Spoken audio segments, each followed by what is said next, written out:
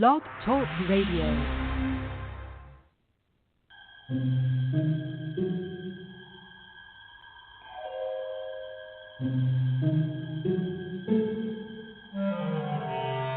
Archangels, ghosts, and Bigfoot, oh my.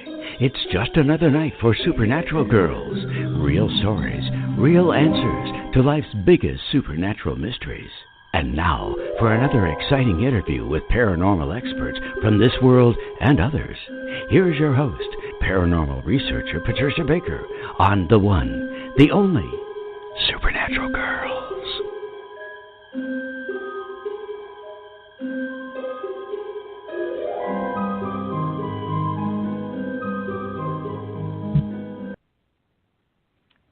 Welcome, everyone, to another exciting episode of Supernatural Girls Radio. And I don't know why that music is playing again, so let me see. They wanted to test it. See if we're Thanks for listening. It just keeps wanting to play over and over again. You know, I told you the board was going to be kind of weird tonight, and it is. We're so. Still in retrograde the last few days of it. Yes, so we are. We're getting our fannies kicked, that's all. Welcome to Supernatural Girls Radio, everybody. I'm your host, Patricia Baker, and I'm here with probably visitors from other dimensions, as well as my very famous co-host, Patricia Kirkman. Here we are, Patricia, officially starting the show without the music replaying. How about it? How are you? Scary. I'm doing great. It's a beautiful day here. It's the nicest day we've had in ages. Nice and warm, subtle breeze. I'm almost afraid to hold my breath for fear it's going to go away, but it's been beautiful all day.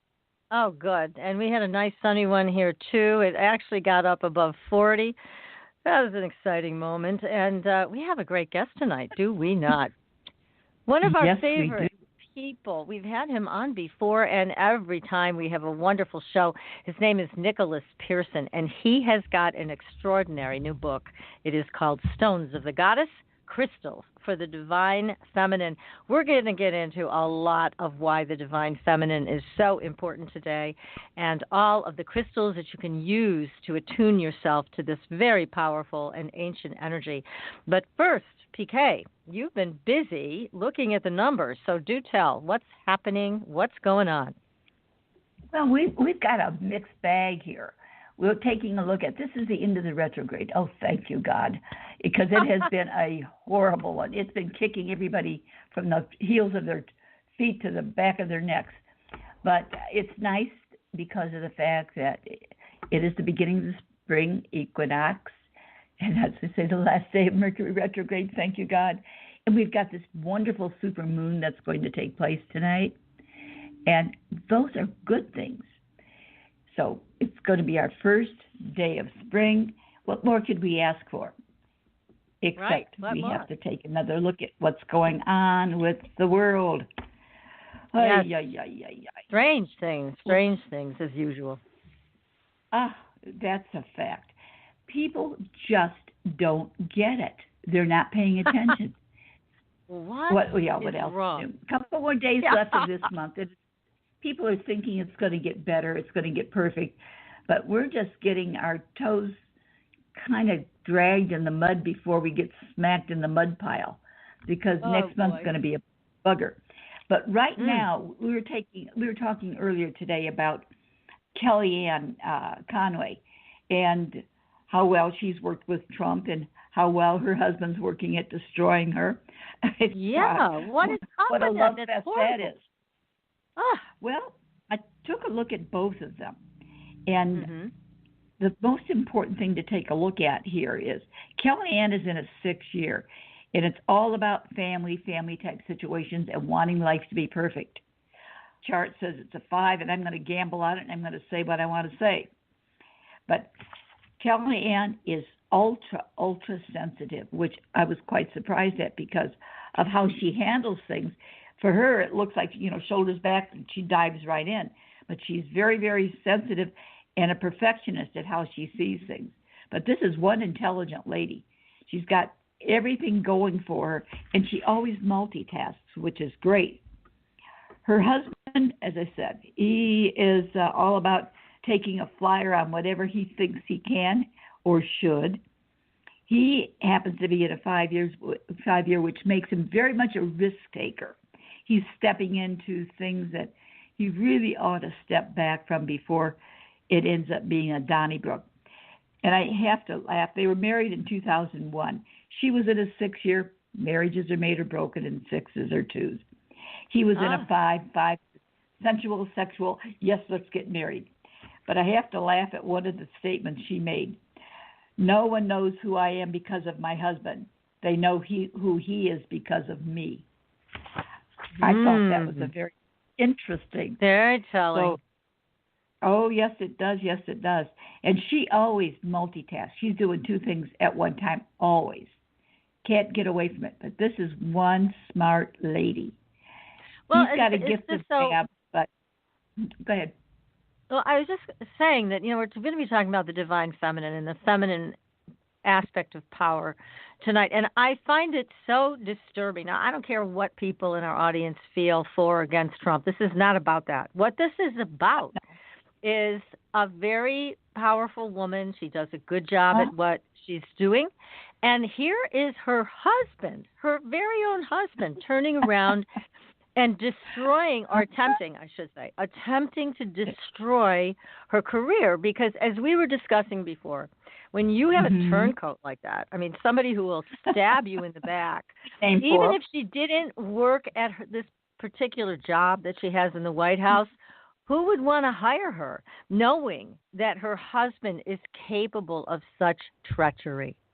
To me, it is the ultimate betrayal to have a so-called partner who is backstabbing in that manner. And I think it's important to talk about because, again, we're talking about the divine feminine tonight that has been oppressed and repressed for thousands of years.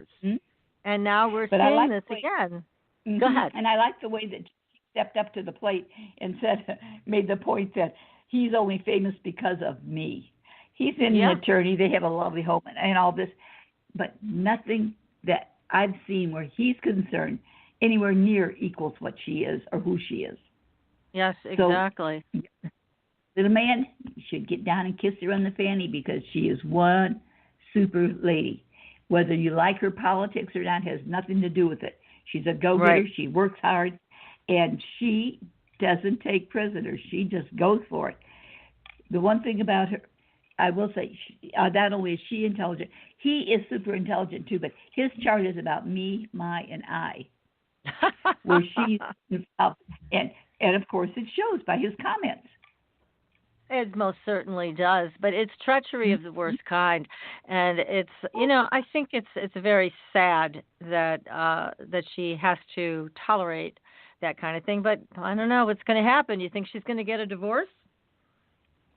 You know what? Because of the year she's in, anything is possible. Because relationships are made or broken in 2s or 6s. She is in her 6th year. He in his 5. This is the same combination they had when they got married. Now, the bottom line is what goes up must come down. So things are alike. Yeah, isn't that interesting? Yeah. It's each end of the spectrum. So it's going to be a rather interesting situation ongoing here. No question about it. And of course, good this time with all this going on in the atmosphere, shall we say? Ooh, look out. I think if I were he, I'd double check to know where my luggage is. Yeah, I better polish it up, huh? I think so. Ready to go. Oh, goodness.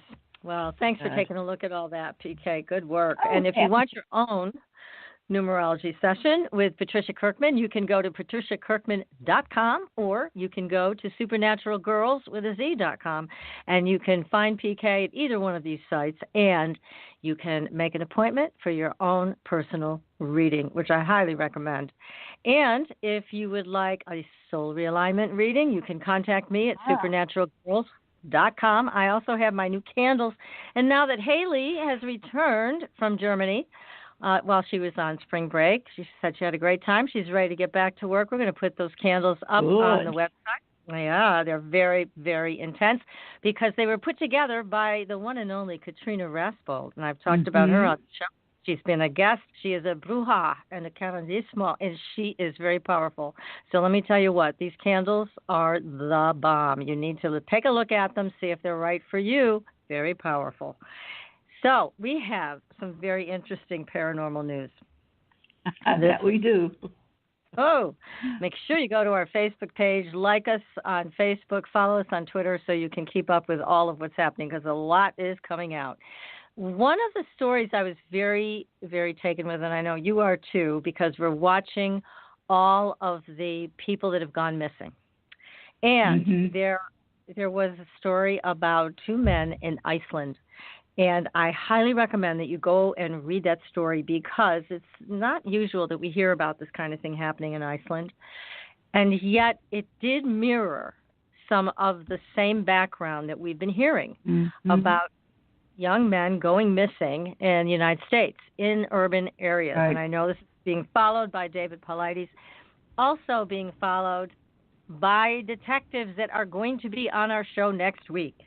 They are the ones that have investigated the smiley face killers and the hunt for justice. They were on Oxygen Television. They're coming on our show next week to talk about these people that have gone missing.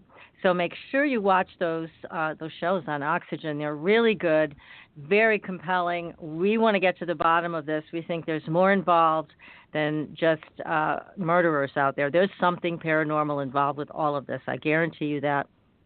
And in Iceland, they couldn't even get to the bottom of it there, could they? I mean, if you read this story, you'll see they tried to beat confessions out of these people, but they really couldn't figure out what happened, and they never found these missing men.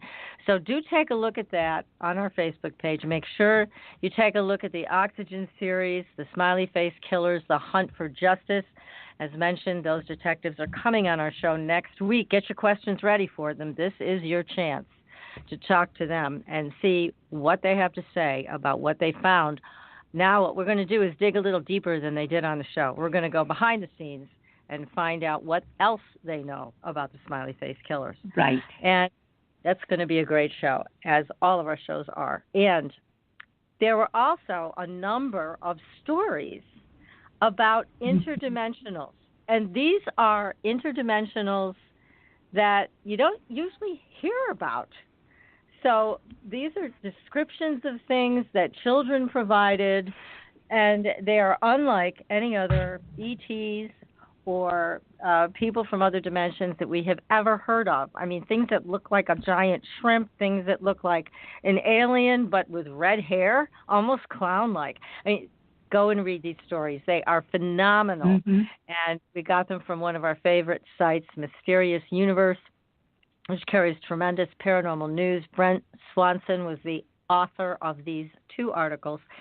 There are graphics, there are photographs, there are all kinds of things there. Make sure you go to our Facebook page and take a look. As you know, interdimensionals are a very hot topic, and we're just beginning to wrap our minds around the fact that it's not just ETs that have been visiting us, it is other things as well.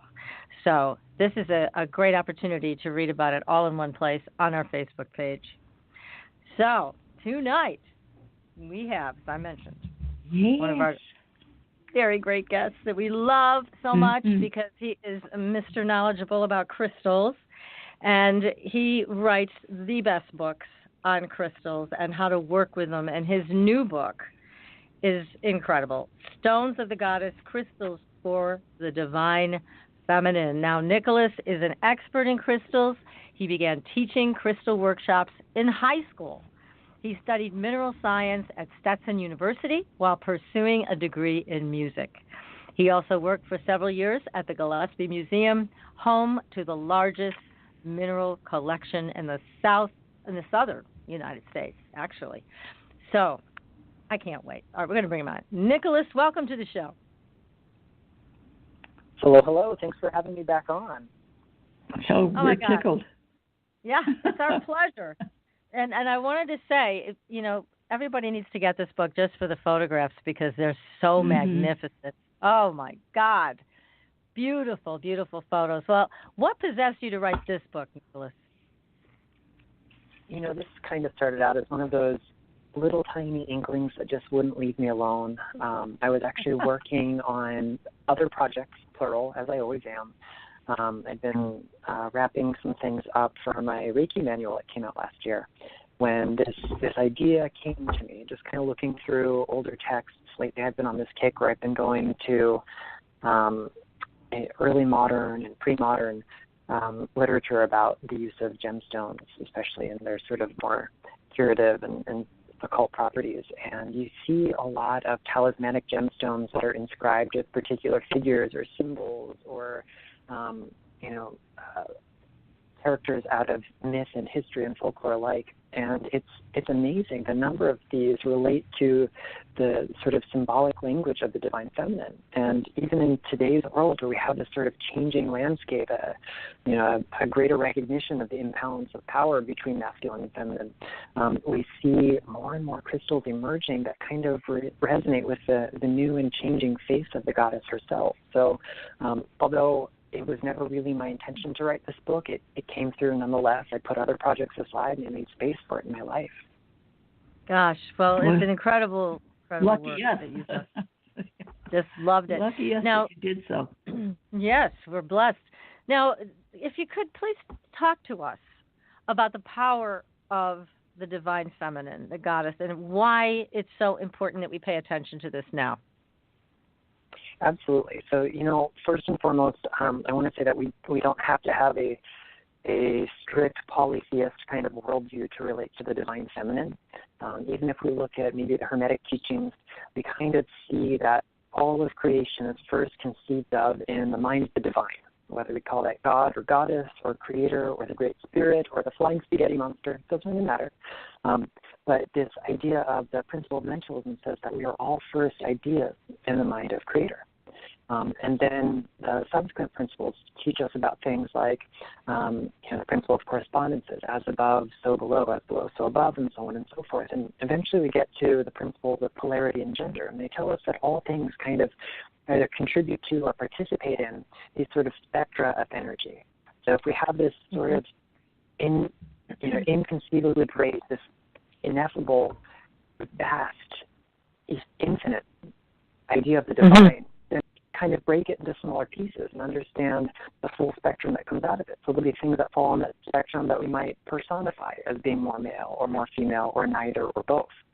And the way Nicholas, the may I world just has interrupt gone, you? Let me just interrupt you Sure. for a second. Can you just move the microphone a little bit away from your mouth because we're getting some feedback? Let's see if that'll help, because we want to make sure that we can hear what you're saying because it's so important. Because as you mentioned, in your book, this goddess energy has really been oppressed for millennia. So now it appears to be resurfacing. You're even noticing crystals coming forward that we can work with that were a bit hidden before. So again, why now? What do you think's happening? Well, the pendulum swings back and forth in all things, whether it's that idea of divine masculine, divine feminine, or even between night and day. There's a rhythm that all things follow. And so we've been kind of tilted on too far in the direction of divine masculine and a very broken and toxic divine masculine at that.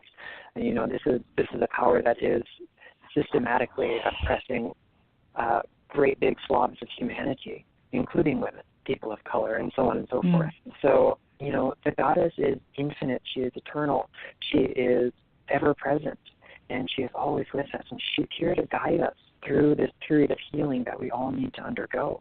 She's here to help us recognize the oneness. If we're all first ideas in the mind of Creator, and an idea never leaves its source, and we're always with the Great Mother.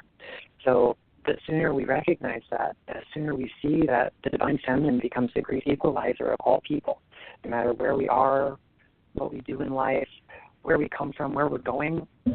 That current of the divine feminine and divine masculine are within each of us. And so by working consciously with it, we... Yeah, it's interesting because, we have revered the male consciousness, the divine masculine for so long, because I think some of it is ingrained in us that's what gets things done. That's the power. Yet the divine feminine has its own power. and it's a completely different power. It's a completely different force. So for all of us to be able to embrace it, I think we need to understand that it's its own power and how it works. So I don't know if you want to talk about that at all, but if you can, it'd be great. But I'm going to have to ask you to change your headset again because you're still coming through kind of warbled. Right. So go ahead and change that out, and PK and I are going to talk amongst ourselves while you do that. But PK, you know what I'm talking about here, right? That, we tend to feel that in order to get things done, we have to emulate that masculine consciousness, right? Right. But we don't need to. But we don't need to. But then what, That's right. What does this divine feminine look like? Because I know when you and I were growing up a million years ago, right? We won't say exactly when. How apropos. But it was quite a while ago. Women were still pretty much in a subservient position. The men were out going out to work. The women were at home. So it was a very different way to grow up. Well, women were in the kitchen wearing aprons, okay? Then we moved to the living room with wearing our pearls and vacuuming. And then we were able to step out of the house and be equal to the man on the street. Wasn't that wonderful? And I don't know. I think they got talked into two jobs. Well, that was a given because we're the ones that have the children, so we have to take care of the children. Did you remember that? Oh, yeah. See, that's what I mean. Two jobs. So, but yeah, I mean, it was a whole different way of growing up, and I think you encapsulated that beautifully. So now we're coming to this level of really trying to wrap our minds around the divine feminine, the goddess energy. What is it? How do we embrace it? How does that energy get things done? Okay? How does that energy move forward with us? So, Nicholas, you back with us with your headset? I sure am. Oh, you sound so much better. Great. Thank you. Wonderful. Yes. Yay! Okay, so you've been listening to us jabber on about this, and you understand the question that we're asking is we want to know more about how the divine feminine power works. How does it move things forward? Because it is so different from the masculine consciousness. Well, it kind of harms us when we try to compare divine feminine and divine masculine, the god and the goddess, as parallel structures, because they're really not. Where we expect things to be linear and regular and sort of structured in a way through the lens of the divine masculine that we kind of see in most of the world's religions, the divine feminine works differently. It is intuitive. It is cyclical. It is something that works with the ebb and flow of the natural forces, the changing of the seasons, the tides of our own blood. And so, part of what we do through connecting to the divine feminine is learning to take a step back and listen and observe and be present. And that already is often enough to kind of wake us up to what's not working in life on the micro or the macro scale, and give us the opportunity to make some changes. We also have to recognize that, power and force and all these other things that we tend to ascribe as dominant masculine things were once all attributes of the Divine Mother. The earliest evidence of anything that resembled religion among humankind, even before Homo sapiens. These religious practices were purely matriarchal. There was no presence of divine masculine, and yet people still went to war. People still fought battles. People still had to have those sort of martial energies, but they were ascribed to the divine feminine rather than divine masculine. And we have to recognize that those two things exist concurrently. In myself, there's divine masculine and divine feminine, and in everybody else, they're there too. So we don't really have to ask how do we get things done through the divine feminine, but maybe how can we learn to improve the things we're doing by coordinating, by co-creating with the divine feminine. Well, and also because you talked about it, and that's a great answer, and also, when you talk about being quiet, to listen, get your answers from the inside. Now, that is part of the divine feminine energy. It's softer, it's quieter, it is different. And I think a lot of it in our culture in the past has not been revered and not been respected, right? Do you think that women are more intuitive in the divine as we think we are on day-to-day today? I think that we all kind of have that inborn skill set. That maybe because of certain social roles that are expected, women are given a better opportunity to exercise those in many situations, but by and large, I think we've all got it there. Yeah. Good. Very nice. Yeah. That's good to know. Now, when you start talking about the different stones and crystals that people can use to attune, tell us more about that. How did you determine that these were crystals and stones that people could use to work with that energy? Well, first and foremost, let's look at the language we use to talk about the mineral kingdom and even the planet we walk upon, which is largely comprised of rock. We call her Mother Earth. We use language like the word matrix to describe the rock substrate that minerals form in, and that word matrix is Latin for womb. Even the word for matter, all the substance we see, comes from the Latin word mater, which means mother. So we can't really separate the world of rock and stone and crystal and gem from the body of Mother Earth. So these are the part and parcel. They're the cells of the great Earth Mother. So in a way, all stone connects us to the divine feminine because all stone is part of her body, just like we are. In the 1970s, the idea of the Gaia hypothesis gained a lot of traction, and this is, very simplified, states that every component of our planet, living and non-living alike, contributes to a self-regulating mechanism, much in the same way that our bodies as living organisms do that. And so that means that, we, the biological factors, the living beings, human, plant, animal, or otherwise, are connected to, are co-creating with the mineral kingdom, with, water, with air, with sunlight, to create kind of this larger superorganism. And even in science, we name this superorganism after Gaia, the goddess of the earth, from Greek mythology. So the idea of stone being connected to the Great Mother is a very ancient one. The idea of Earth or planet as mother, as the great goddess, is probably the most widespread and primordial idea of the divine feminine that exists. If we look at the historical record, if we look at archaeological evidence, if we look at folklore, we find a lot of gemstones that are attributed to different figures out of myth and folklore that are associated with the goddess or are themselves goddesses. So it's kind of where the project began, first looking at the historical precedents and then kind of translating that into the modern day. Well, you've got a beautiful photograph. Your photographs, as I mentioned, are extraordinary. But you have one that really caught my attention with lapis. It's a sphere of lapis, and it's that beautiful blue color. But this one also had white in it. So is there any significance also to working with a stone like that that's round? Because it was perfectly round, a sphere. It was beautiful. How does that affect consciousness when you start working with something like that? Well, when we shape a crystal, we're not changing its fundamental energy because those are things that are determined by its formation process, its chemical composition, the crystal structure, and all those happen at the sort of micro level. So no amount of bending, scraping, or otherwise changing the external surface will affect those. However, the overall shape of the stone can affect the way the energies are distributed. So if we look at something like a sphere, it emanates energy very softly in all directions at once, but also that shape is similar to the shape of our planets, of the sun, the moon, the stars, and has been for a long time a very feminine kind of symbol. Like the goddess itself, it has no beginning and no ending. So symbolically, it can tune us into those tides of the cycles that we associate with the Great Mother herself. Wow. Well, that was this beautiful photograph of that piece of lapis. So you talk about cleansing your stones. What do you recommend for people? Because I know I have about, I don't know, how many crystals, maybe 500 here that I work with.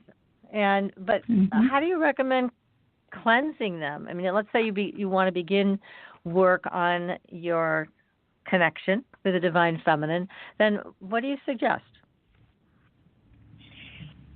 Well, ideally, if it's a stone that we have a deep working relationship with, it's one we're probably going to cleanse pretty regularly. And the method we use should be conscious of a little bit of mineral science, If you have a beautiful piece of malachite and you want to cleanse it with salt or water over time, the beautiful polish on that piece of malachite is going to be diminished because it's just too soft to be cleansed in that way. Likewise, if you have a favored piece of fluorite or kunzite and you leave it in bright sun, it's going to lose its color. But there are a few methods that work really well for all of our stones. Brass is one of my favorites to use in my daily practice, and it's one I've written about in several other books, so I didn't put it in this one. But you could also do, burning sacred plants, whether that's sage or cedar or palo santo or maybe something that grows indigenous to your area. You could use sound like singing bowls or chimes. The human voice works pretty darn well. Most of us have that around with us everywhere we go.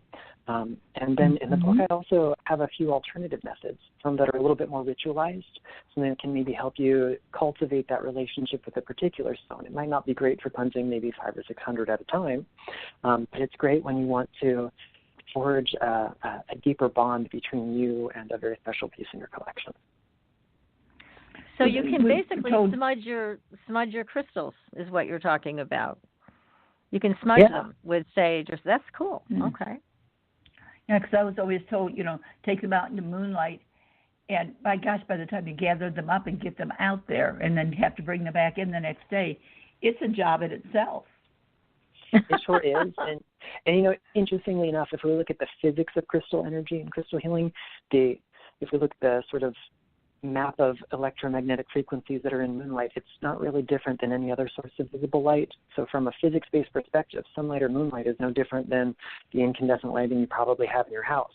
So it's actually the ritualized act of taking the crystals out there. It's our own mind that is causing those shifts in the energies we're perceiving our stones. The moonlight itself is not any more mystical than what you've got in the bedroom. Uh-huh. Oh, thank you, God and Nicholas. No, really. Very okay, good. So you're talking also about how do you program them? And this is a big question that I've seen come across our email from a lot of people. They want to know. I mean, it's nice to have a beautiful crystal. Oh, it's beautiful. It's nice. It sits on my table. Now what? How do I actually work with it? Now I know how to cleanse it, but how do I program it, or how do I listen to it? It could be either one, I guess. Yeah, so there are a lot of terms that get kind of thrown out there fairly interchangeably, and there's some overlap between them. So we talk about cleansing, we talk about consecration, or programming, or charging, or otherwise imbuing our stones with some sort of purpose or intention. So for me, programming is the act of extending that invitation to co-create with your crystal. It's not installing a program that you are forcing it to do. I'm not downloading an app into the crystal. It's maybe a decent analogy until we take into consideration the fact that stones are living beings in their own right, maybe not in a biological sense, but in a spiritual sense, they have consciousness. So when I do my sort of programming techniques, I tend to allow them to be a little softer, a little less rigid, a little more open to whatever input I'm going to get on the stone's end. You'll find some instructions for doing this in the book, but the simple way is pick the stone that matches the intention, your word of affirmation, and then, find a way to project that into the stone while still leaving the stone room enough to accept or reject it as needed. Maybe that's just not the right stone. If you're really working on manifesting abundance and you've chosen your favorite piece of, maybe amethyst, that might be the right stone in some cases, but more than likely there's a better stone suited to that. So we have to kind of tune in to where we're coming from as well as where the stone can take it. Now, we've seen a lot of symbol work done with water, and there are symbols you can actually write on your glass, or you can actually now buy these symbols and paste them on your glass of water, and it's supposed to imbibe the water with the energy of that symbol. Now, can you do the same thing with a crystal if it agrees to it with its consciousness? Yeah, I don't see why not. Ultimately these acts of cleansing or charging are subject to the language of our subconscious. So if you're a more verbal person, maybe you'll choose words. If you're a more symbolic person, you might choose something that is either a concrete or an abstract symbol that represents the intention you're working on. I've seen amazing things where people have created sigils and use those sigils to program their crystal. The sky is really the limit with how you want to work on that. Yeah, because that looked like a very intriguing way to work with your crystal. But I like what you're saying, that you really need to make sure you have a crystal that wants to work with this with you, and it may not.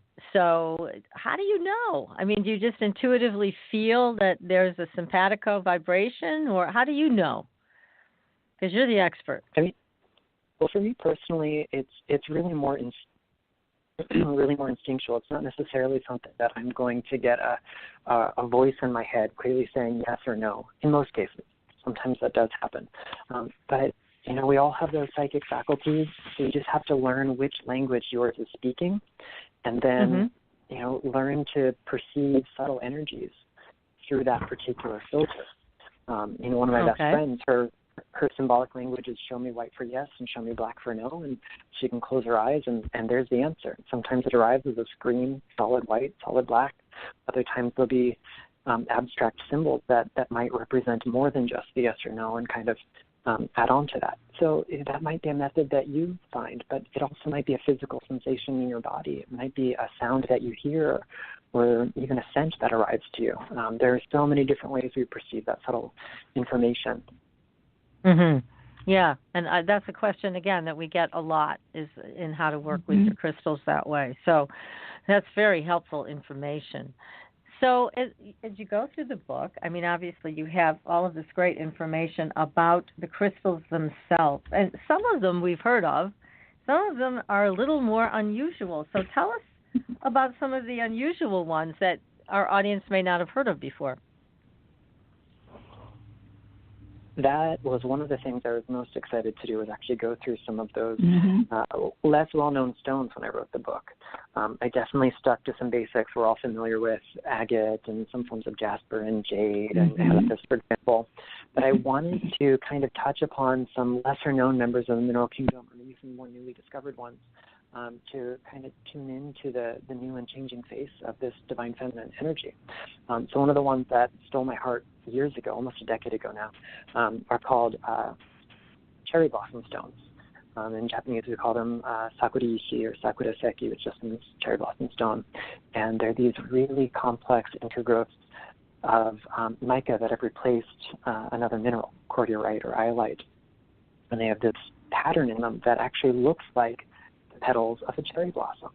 And there is a local there's a local belief in Japan that the stones are actually found outside of Kyoto, which is renowned for its cherry blossoms. That the kami, the spirit or the divine essence of the blossoms themselves, dwells within these stones most of the year and only emerges when the trees are in full bloom. So again, it kind of draws upon this idea that there's an immanent divine, that divinity is present in the natural world, and many of the world's religions and spiritual paths that honor the divine feminine see the world as innately animated, alive, embodied with the divine. And so these stones help connect us to that idea of springtide beauty, something that we tend to associate with, aspects of the goddess. And there is actually a specific goddess of the cherry blossoms who is, by proxy associated with the stone. Oh, my. Another one that was really, there's another stone that was really fun to put into the book was a variety of obsidian called midnight lace obsidian. It's not one I really see in metaphysical books. It mostly comes from the Caucasus Peninsula. Some of it's found in the Pacific Northwest as well. But it has these fine bands of transparent, almost like a smoky gray obsidian with deep dark bands in it that are opaque. One of its names is also lamellar obsidian, from the word lamella in Latin, which means plate or flake.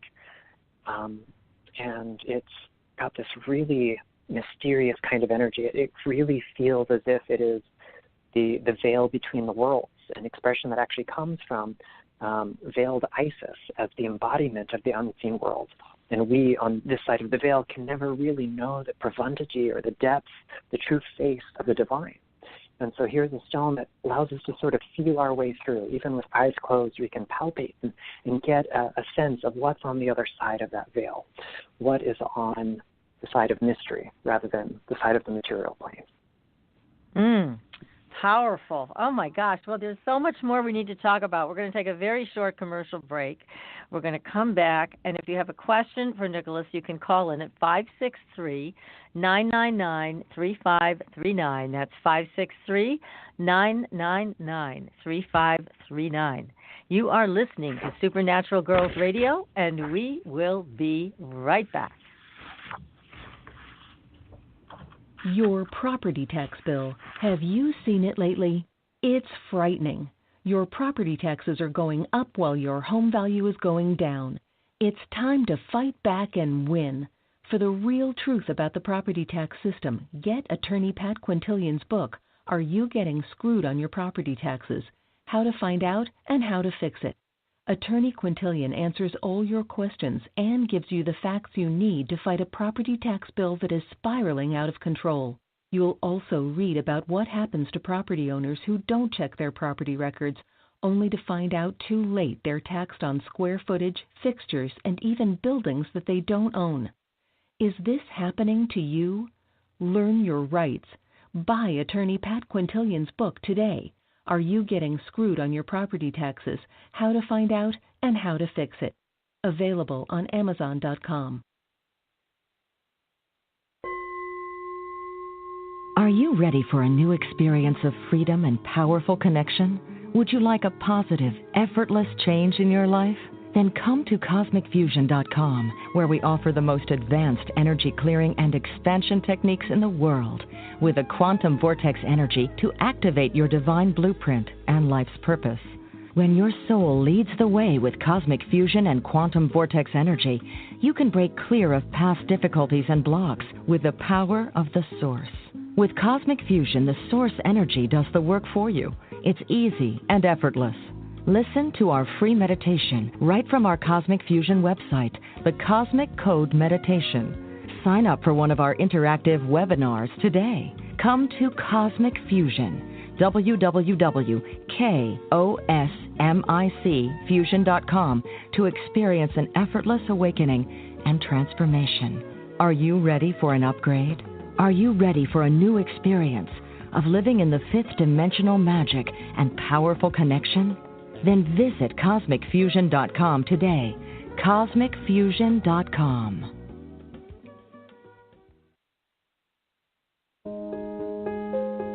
Pure essential oils, specialized minerals, and a revolutionary anti-aging technology. Astridian combines the best of all scientifically proven ingredients in easy-to-use creams, lotions, and concentrated serums. Astridian's advanced line of products take your skin to a new level of being healthy and beautiful. We offer a variety of collections that address all your skin concerns. The Essential Anti-Aging Series treats and moisturizes your skin for a long-lasting, younger look. The Multivitamin Series promotes healthy skin with high-quality vitamins and minerals. The Sports Series restores skin from cellular damage and stress. Astridian also offers a revitalizing solution for hair and a professional series for doctors and medical spas. Visit Astridian.com today and begin your new journey to healthy, beautiful, youthful skin. Astridian, beyond your expectations.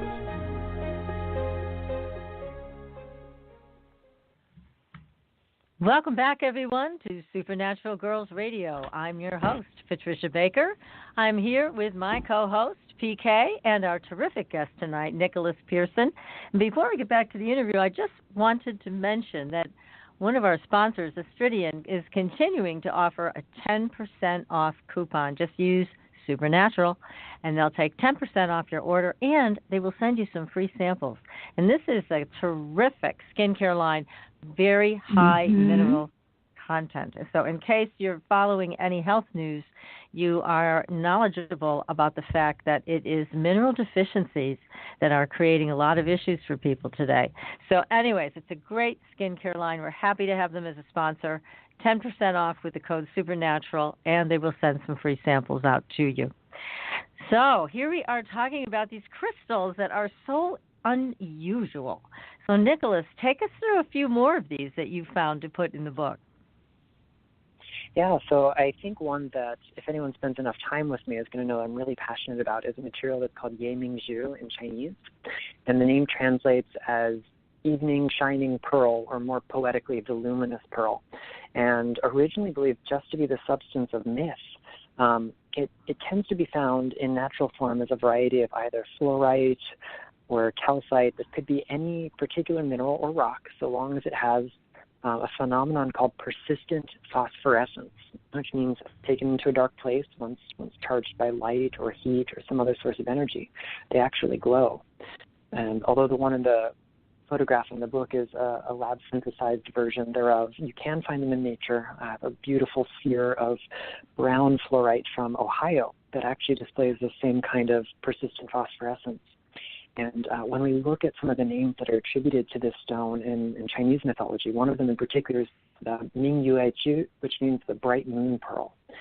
And it's connected to the idea of this sort of cosmic light that has been taken from the heavens, the starry heavens, and brought down to earth for us to hold that light, to work with that light, to be the light that we need to illuminate the darkest parts of our mind, of our hearts, of our souls, and of the greater world around us. So Yemingzhu is one of those really mysterious and transformational gemstones. Now, can you spell that? I'm getting a lot of text coming across now. People are like, how do you spell that? So how do you spell that? So there are a few different ways to romanize, to transliterate it from Chinese. The most correct way would be Yehmingzhu.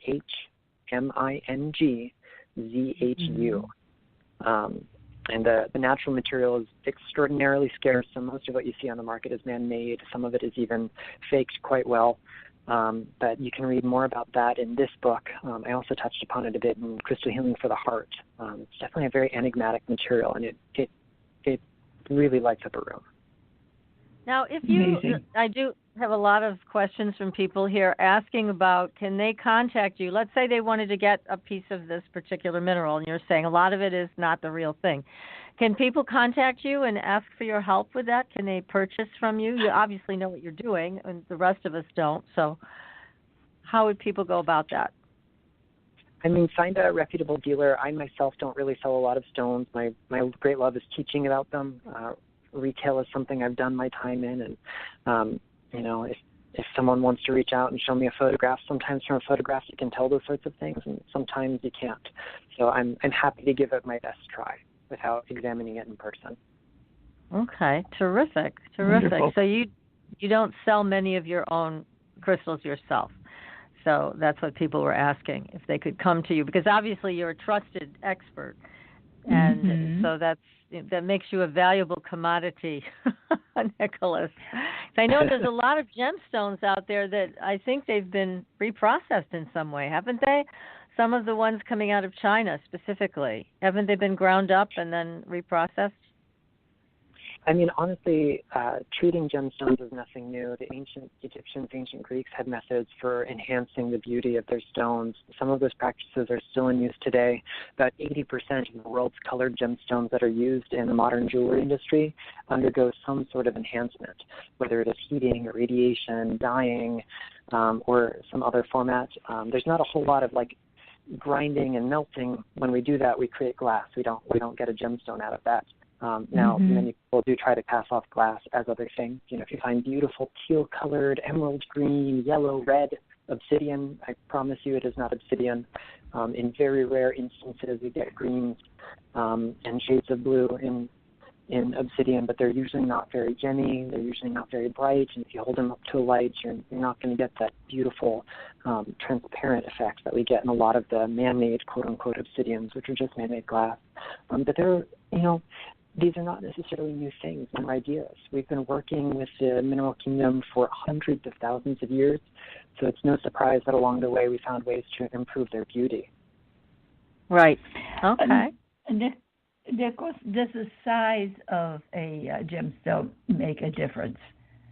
Does the effect of a small one, does it have the same effect as something larger? Can we still get the same information, shall we say, from the stone? Yes and no. So all other parameters being equal, quality, whether or not there are other minerals attached to or included within it, and so on and so forth, The only difference we're going to perceive when it comes to size is kind of like the size of a speaker or an antenna. So, the bigger the speaker, the louder it's going to be. Louder is not always better, just louder. If I'm having an intimate conversation with a friend, I can probably be heard in a whisper. But if I got to get someone's attention across the parking lot, I better be shouting at the top of my lungs if I want to be heard. So it's kind of the same with our stones. If it's something we're going to use for personal healing and carry on us every day, we might not need a huge stone. In fact, that could be detrimental at times. But if we're doing bigger work, working with a group of people, working with maybe crystal grids to work on a whole planet, little teeny tiny guys are probably not going to cut it. They'll do something good, but the bigger it is, the farther that signal's going to go. But other factors come into play too. Quality can have a big effect on the efficacy of our gems that we use, especially therapeutically. The shape of them might not change the fundamental energy, but again, changes the way it's distributed. So if you wanted to cut a cord, maybe something that was shaped like an egg or a sphere is probably not the best tool, but something with a nice point or sharp edge would be great for it. There are a lot of factors to take into consideration when selecting our crystal toolbox. You mentioned crystal charm bags. The size important when we use that? I think because those are designed to be carried on our person or left in a particular location, smaller makes it a lot more convenient.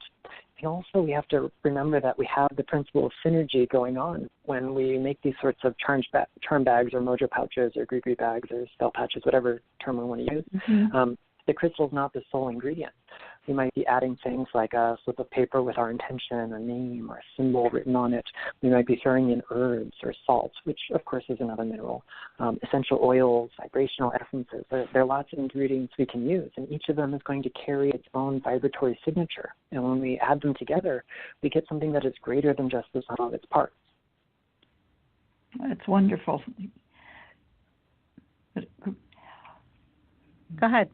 You have another question? I was just going to say, how would a person decide which is the better minerals to add or, say, oils or such to a charm bag of someone for them to carry with them? What is a better way to look for the proper stone or additive that would go in their bag?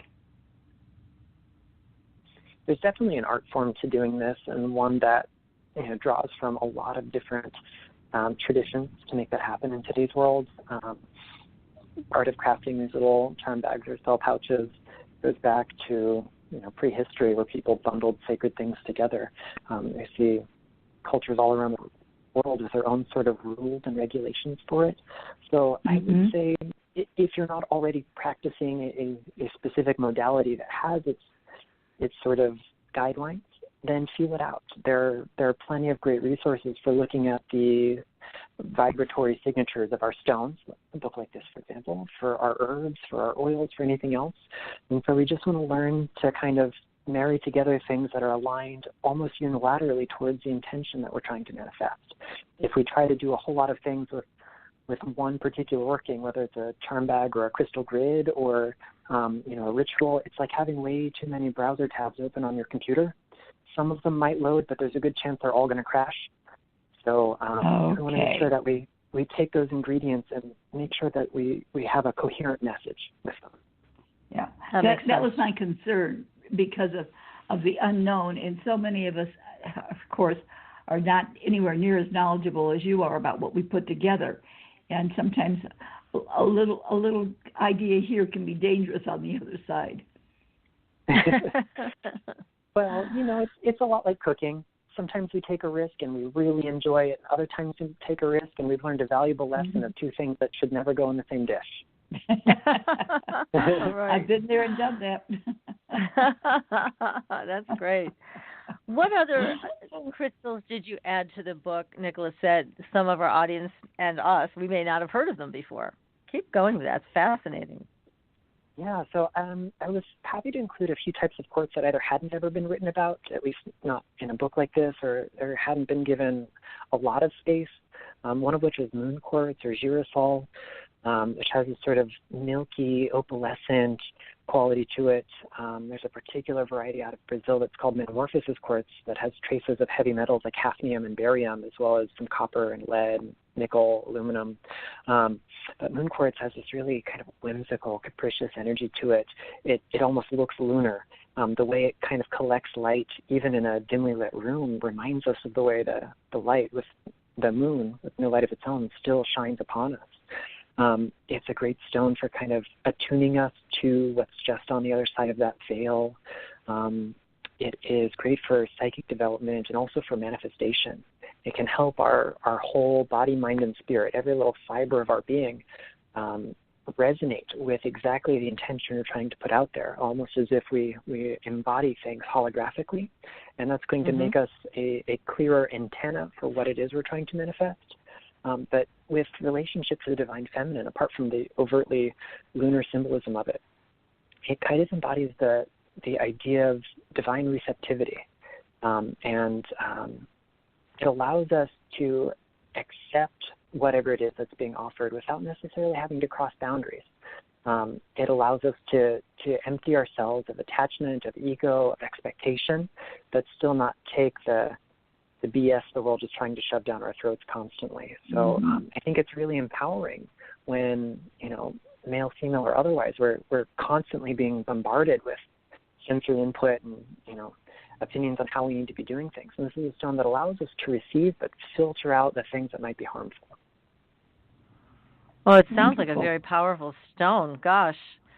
Is that something that people can readily get, or is that fairly rare, that stone you just mentioned? Actually pretty readily available these days. Most of the time it's marketed as girasol or girasol quartz.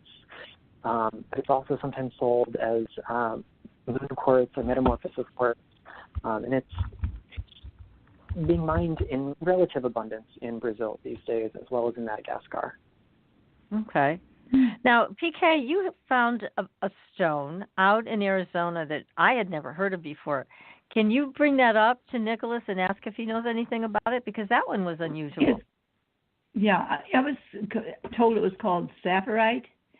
It looks like a small cinder, the piece that I have. But when you put it up to the light, you can see color. It's almost reminds you of malvalite, the way malvalite looks when you look at this. The sapphirite does the same thing, but it isn't as pretty internal. It has like a yellow or a kind of a dull yellow when you look to the light. And it's found, have you heard of that one? That's sapphirite, Saffordite. That's what I was told it was called. And it was found outside of Tucson area near the New Mexico border. And some people said they found it in Safford. That was one of the reasons they called it sapphirite. But question mark to both, because I never saw it up until about a year ago. Yeah, it's like really fascinating. It looks exactly like a cinder. Yeah, so they belong to a class of materials that are sometimes called pseudotektites. There's a little bit of debate about the origin of all of these things that fall into this category. They may be a variety of tektite, which is a natural glass formed by the collision of other stuff with Earth. So, meteorites, for example. So very famous tektites include living desert glass and moldavite. The likelier theory is that these are not, in fact, tektites, but are a glass that's formed by very, very ancient volcanic activity. And so these are probably obsidian that was incubated in the heart of these now extinct volcanoes. The actual mountains themselves have been weathered away, and a lot of that silica was either hydrated or somehow broken down. And these gemmy bits are all that remain. There are some similar varieties that are found in South America, but even with the chemical analyses that have been done, it's hard to know exactly how they've formed. I've never actually held one myself. I can't really comment much on their energy. There's really no metaphysical literature about them except some personal experiences that people have been able to share. Yeah. I think the largest one I've seen is about like my thumbnail, a larger like the thumbnail. But like I said, they're very unattractive. But a friend of mine would go out and they would collect them out in the New Mexico, Arizona border area. And that's awesome. they had not found them up until I guess about a year ago when she first came across them. But she talked about, and this is what she called them, but she herself really wasn't all that, although she stated to be knowledgeable, I don't feel she was all that knowledgeable about the information that we got back. And they're expensive, too, because I know when you talked about that, I was like, oh, maybe I'll give it a try. And then you put me in contact with it. They were not cheap, and they're so darn ugly. I was like, you know what? I think I'll pass. Because, again, you know, anybody can say anything about these stones, and you don't know how valid it is. I mean, Nicholas, when you talk about these stones, believe me, I know that you're telling us the real deal. But when it's a fairly new discovery like this, even though it may have taken some ancient powers to manifest these things, it's suspect in my mind. So, anyways, that's why we wanted to know if you knew more about it, Nicholas.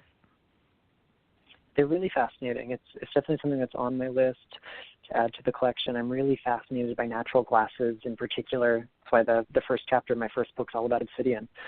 So I'm eager to get my hot little hands on some one day.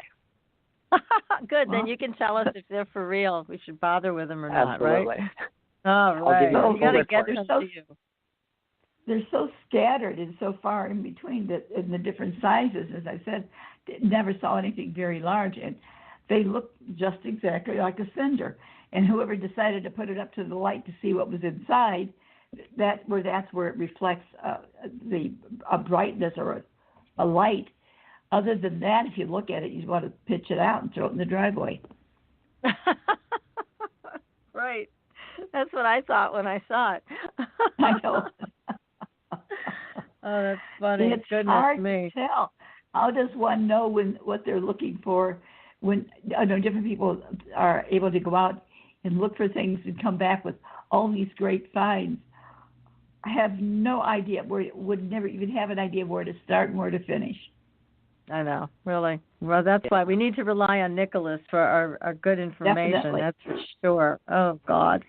Yeah, because you can spend a lot of money on some of these things, and which is fine if you have it to spend. But, you know, you want to know you're getting the real deal, and you're not getting some, you know, wool pulled over your eyes about these things. But let's talk about crystal elixirs, because you do have a chapter in your book on that. How do you make those? Let's have a kind of a short version of how to do that, because those look like fun.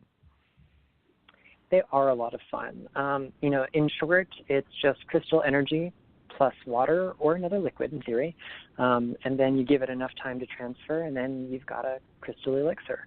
So some stones are safe for direct contact with your drinking water. Many stones are not, so please look up the chemical composition, know something about your rock before you start ingesting it.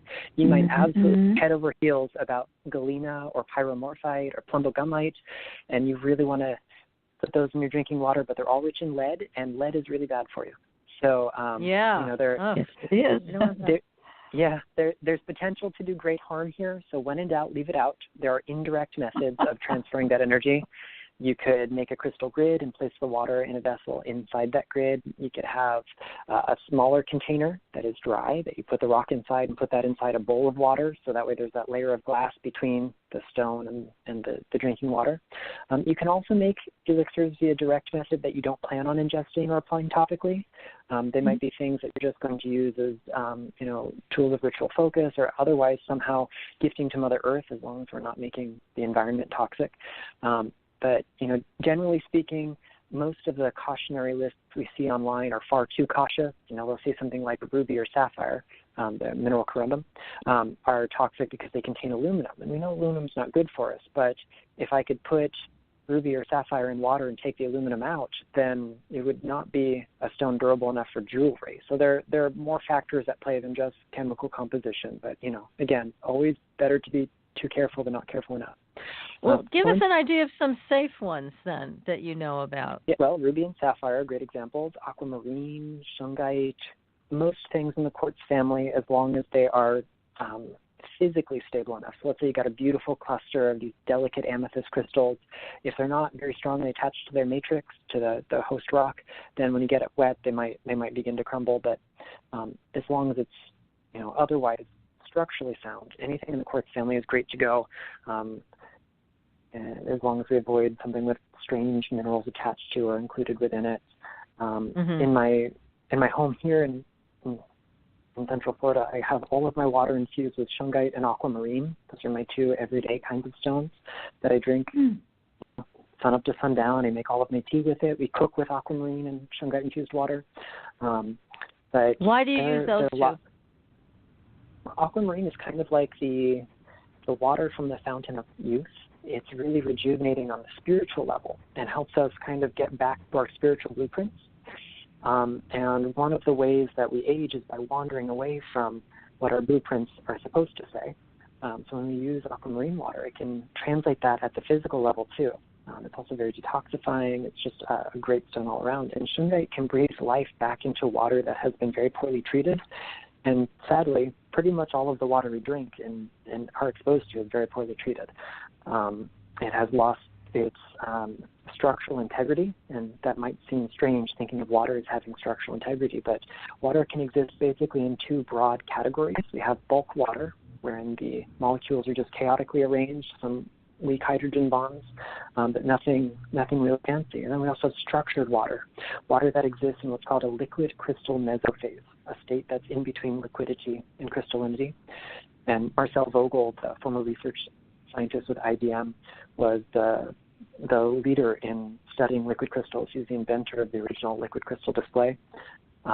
He studied the effects of consciousness on the liquid crystal mesophase that water can be in long before other people did. So, he was influencing the formation of crystals from water and other liquids even before Dr. Emoto started taking his pictures. Sadly, Vogel's work never got as well known, but, it's profound stuff. Now, how do you charge your water with aquamarine and shungite? Do you put it right into the water and then let it sit overnight? How do you do that? I have a very complicated procedure. Are you ready? I'm ready. I've got a pitcher. I pour water in it. That's it. Wait, I missed that part. You have a pitcher, you pour water in it, and then what do you do? That's it. That's it. Where did you put the gemstones in it? Yeah, so I use a Brita filter at home just to, clean up my tap water before I consume it. And there are much fancier methods for purifying your water. If you like, you're welcome to use them. And then in the bottom reservoir of that, there's space for me to put rocks that won't pour into my cup because of the way you don't want to setup swallow is. it by accident. Right. Okay. Exactly. That's an important part. So there's always some shungite in there. You want to choke on it? Yeah. Okay. Well, this is fabulous. This PK and I need to rejuvenate, so we're going to do this. We're going to do the aquamarine. I know you will, PK, and I know I will. So we're going to start this process. Now, I also have shungite here, and now the shungite, you said it restores structure to the water, so it makes it able to hold a charge. Is that what it does? Among other things, yeah. It can be used as a filter. Dropping a piece of shungite in your drinking water will not magically purify it, but it can be used like activated carbon, filters to purify water. But it also, because of its unique molecular structure, it's full of these little molecules called fullerenes, which are complex nanotubes and spherules of carbon molecule. Their arrangement and the sort of coherent energy they produce, they allow water molecules to organize themselves more coherently also. Wow. Okay. Well, this is great. When you mentioned about you can put the gemstones in a container and put it in a grid. Now, how many stones would you use to make the grid when you do something like that? Would you use just the four corners, or would you do more? At the very least, use 3. It's hard to have a grid with fewer components than 3. I suppose 2 could make a grid, but it's not a very exciting one. And then I would use what you've got, whether it's all the same stone or you want to make a more complex grid, a more complex flavor profile energetically if you want. That's entirely up to you, whether you use a template or make it freeform, also up to you. If you look at some of the crystal literature from especially the 1980s, some of the work of Randall and Vicki Bear, you see these really complex setups for charging water with crystals, with, fancy pyramids with crystals and special arrays. And so you can get really really innovative, really labor-intensive with your grid setup, I'm okay with a rock right in my water. Sometimes less is more. So more is not necessarily better. Exactly. Good. That's good to know, because we do tend at times to overdo. The more we can pile in there, the more we think we're going to get out of it, and sometimes we negate the very thing we're trying to accomplish. It's true. Yeah. Wow. Well, this is great information. And you also have in the book, which, again, the name of the book, everybody, is Stones of the Goddess, Crystals for the Divine Feminine by Nicholas. And you also have some really nice recipes, let's call them. Here's one for Happy Home Charm Bag. I'm going to try this one. Blue lace agate, lavender, passion flower, and juniper. Now, those are easy to find, all of those ingredients, right? That was the idea behind it. I tried to make all those really practical recipes as simple and easy to follow as you like. And then the book will explain the meaning of every one of those ingredients and maybe discuss some of the best astrological timing, perhaps even give you a little incantation or mantra you can recite or reflect on while you make them. I wanted to make it as hands-on as possible. Now, I have a piece of jewelry that's blue lace agate. Could that be put in the bag, or does it have to be just the stone? I mean, you could definitely put that in the bag as long as you don't mind not seeing it, at least for a little while. Mm-hmm. Yeah, because it's a pendant that goes on a necklace. So that's why I wondered, rather than wait until I could find the right stone. For sure. Good. That's good. Yeah. I'm more hopeful already. In fact, I already got 2 bags going on in my mind. You've got some of this stuff, yeah. And I love this one, this Sun Goddess oil recipe that you have. The ingredients are amber, tiger's eye, golden calcite, cinnamon stick, ginseng, and angelica. It sounds great. I love that one. Thank you. Smell wonderful too.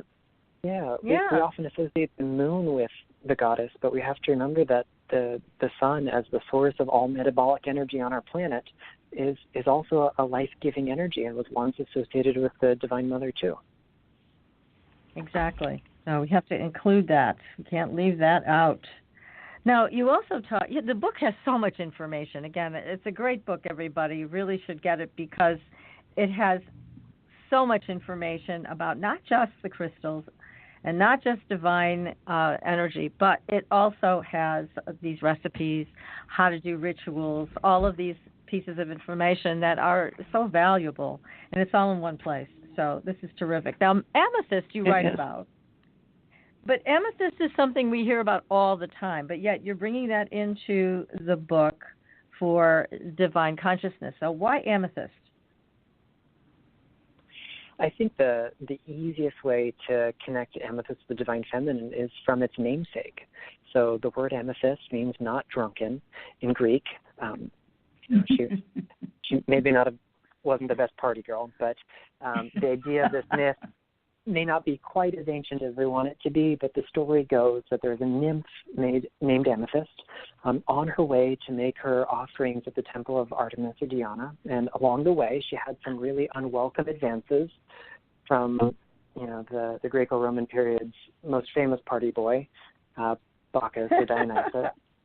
And as is very timely today, he didn't quite understand the meaning of the word no.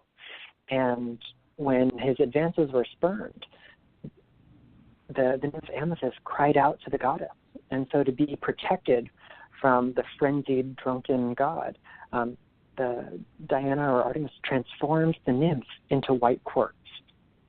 And 2 versions of the story exist from this point that kind of diverge. One is that Dionysus was so angry he smashed his amphora of wine on the stone, and the other is he was instantly sobered. He saw, oh my gosh, I did such a bad thing. The only way to make it better was to change this living being into stone. So he pours out the wine in sort of a peacemaking gesture. But since the wine was red, made from purple grapes, it stained the quartz and turned it the color of amethyst. And so that's how the gemstone was born.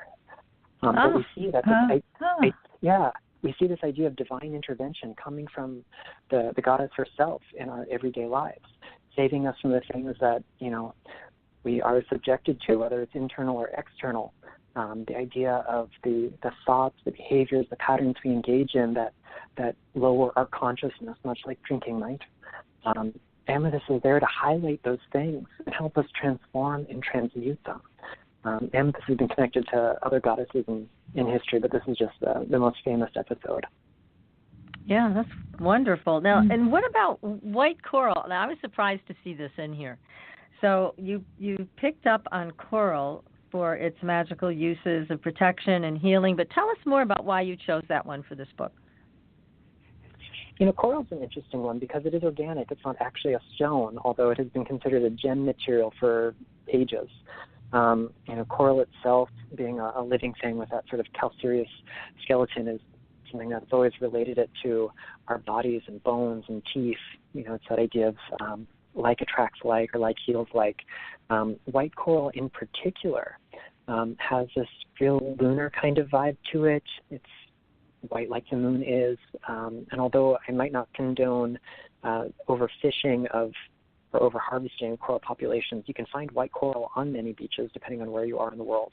And it's the commonest variety that's out there. But it's got this beautiful motherly energy. It's also got this sense of purity, of innocence, and it brings a little bit of structure into our lives.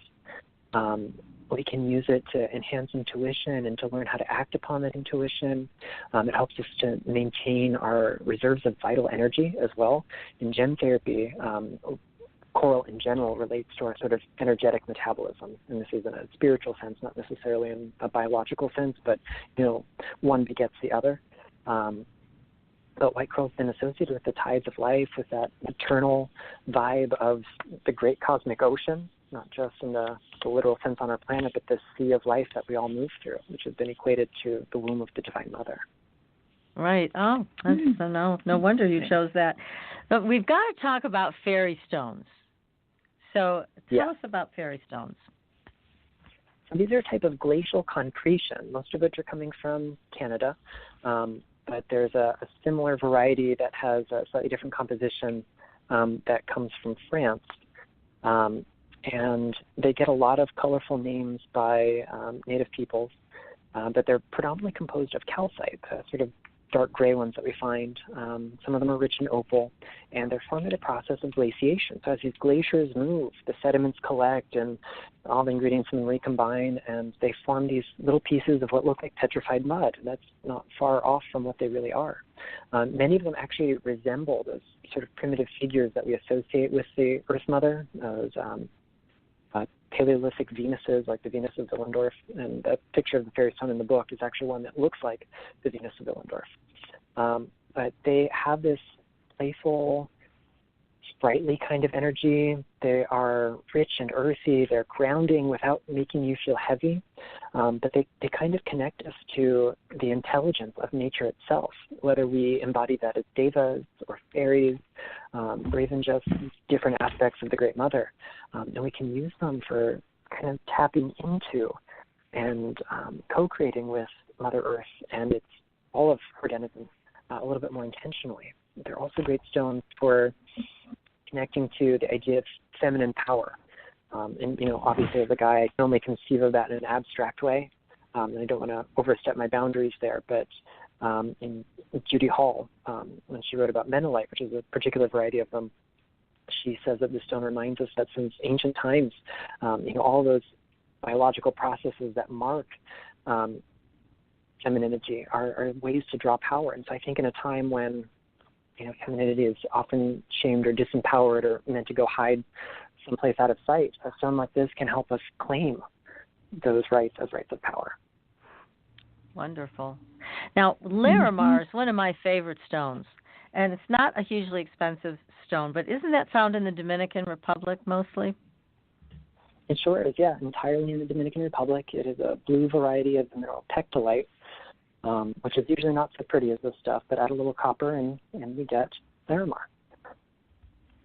It's beautiful, and I've always found it, I have a couple of pieces of it in jewelry. I've found it to be, to really create peace. I mean, if you wear Larimar, you can feel a certain level of peace which I can understand why you have this in this book, because then it does very much correspond to the divine feminine. What else can you tell us about Larimar? Larimar is a stone of like supernal nurturing. It reminds us of being bathed in, maybe the warm waters of the Caribbean Sea and just letting all of your troubles float away. If you've got a good relationship with mom, hopefully a big embrace from your mother would do the same thing. Otherwise, we can think of it in a more abstract kind of way. But this is a stone, even the color is derived from copper. And when copper shows up in the mineral kingdom, it often kind of signals the presence of the divine feminine. In astrology and alchemy, copper is the planetary metal of Venus, which is one of the archetypes of the divine feminine in the solar system. So that sort of coppery vibe is diminished in the stone. There's not an overabundance of copper in it, but just enough to kind of tap into that current of energy. This is a great stone for when we need to learn the importance of self-care, when we might need to do some mothering to our own inner child or to someone else's inner child.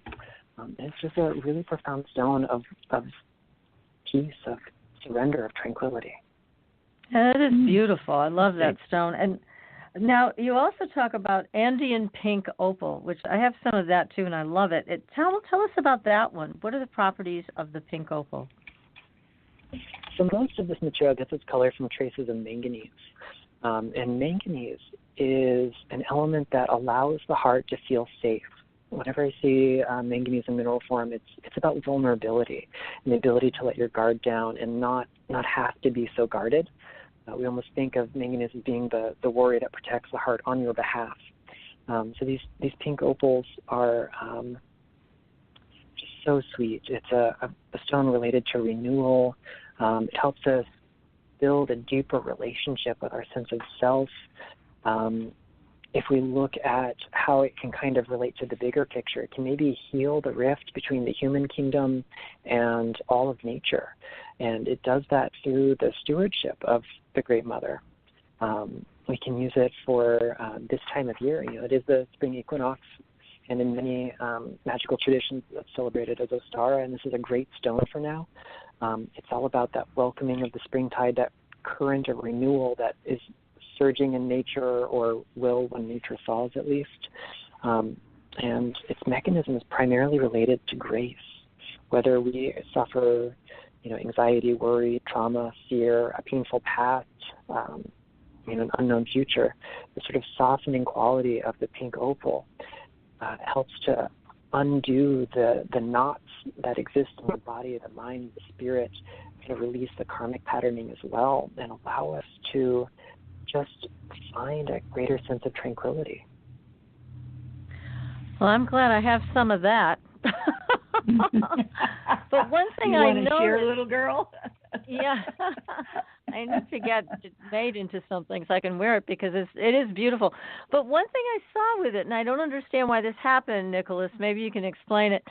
They were pink when I bought them, and I kind of let them sit on my counter for a while. Now they have a yellow to them. Where would the yellow be coming from? A few different things could have happened. It would depend on what happened to the stone between coming out of the earth and how you got it.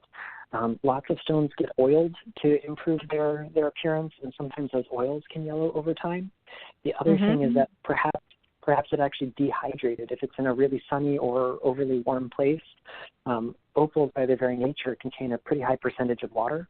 And without having a crystal structure that holds that water in place, as the water leaves, it can change their appearance. They usually tend to go whitish, but if there were other minerals present, maybe they would kind of pop their heads out and show off as yellow from that dehydration process. Can you rehydrate them? You can try soaking it. Oftentimes that works. It doesn't happen across the board, but use some like distilled water, something that has no trace minerals in it, so that way you can kind of get it back to a neutral place. Nice. Well, thank you for that. When you take different stones, the settings that you may put them in, say whether you use gold, silver, or you wire wrapped, say in a copper or a metal or silver metal or something, does that affect the strength of the stone itself? there are different schools of thought on this since, very ancient times. People have been marrying gemstones with specific metals to achieve specific results. So again, it kind of depends on the school of thought you're working with. Like in gem therapy, it's thought that setting something in metal actually diminishes it. It's like insulating it so it can't do its job as well. But then if you go to like Jyotish, Ayurvedic astrology, they believe that enhancing the right stone in the right metal and the right amount of both will make the talisman that much stronger. So I think it's kind of case by case, and a certain amount of it comes down to our belief, how much we're invested in the outcome. And whether we're willing to gamble on which one's the right one. Well, again, that's one of those things that we can educate ourselves in a specific school of thought and apply those principles to what it is we want to create. Right. That's a good question, PK, because I've always heard, for example, that when you're setting lapis, it should always be in gold, but maybe that's not true. Well, if you set it in gold, it becomes more valuable, and a jeweler would love to set it in gold for you. I bet. True. Yeah, very true. Very true. Yeah, exactly. Wow. Notice of late they're starting to use more copper with some of the wire wraps and things like that, and the different stones that I've noticed. And copper bracelets, say the different stones being attached as opposed to being hand set into the gold or silver. And I was wondered with the copper, what type of an impact that would have on the stone itself. Copper is the eternal synergist. The alchemists of ancient days called it Moretrex metallorum, which means the harlot of metals. Chemically, copper bonds with metal and non-metal alike. In other words, the alchemists are saying that she's easy. She makes a lot of different compounds. But when she does that, she also transforms the materials into which she comes into contact. So, copper is great for expanding, for connecting. It is malleable. It is a great conductor, second only to silver. And again, it's related to that energy of Venus, which is the embodiment of the divine feminine in the morning sky or the evening sky, depending on the time of year. So I think copper is a fairly appropriate and neutral choice for a piece that's geared towards healing, especially whether that's physical or psychological healing. It doesn't much matter. Good. So many choices. Good to know. Wow. Yeah. Oh, I know Goodness it. Me. In so little time. I know. Well, you want to remember PK, everything, and it's so hard. I know. Well, you and I share a love of gemstones and jewelry. That's for sure. And Nicholas, you have been an amazing guest as always, just informing us on so many different levels about all of the different possibilities here. And again, we really want to recommend your book, Stones of the Goddess, Crystals for the Divine Feminine. Again, the author has been our guest this evening, Nicholas Pearson. This has just been terrific. Now, we know you love to write. What's your next book going to be about? Do you know yet? I sure do. I turned it in Sunday night.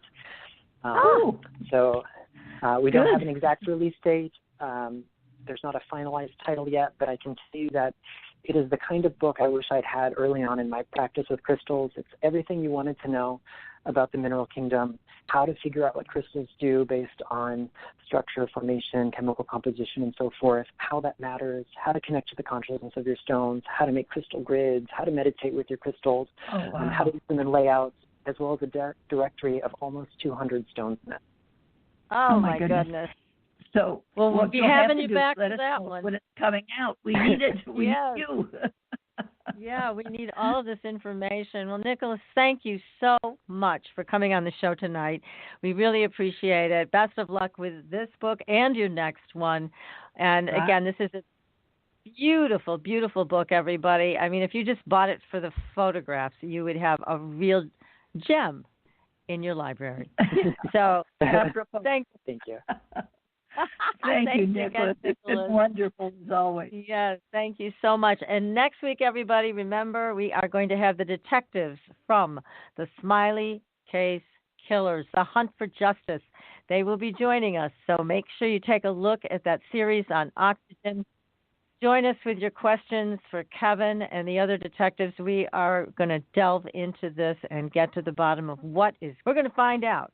And until then, we'll see you on the Blue Highway. Good night, everyone. Good night. Thanks for listening. Tune in next week for another radio adventure with Supernatural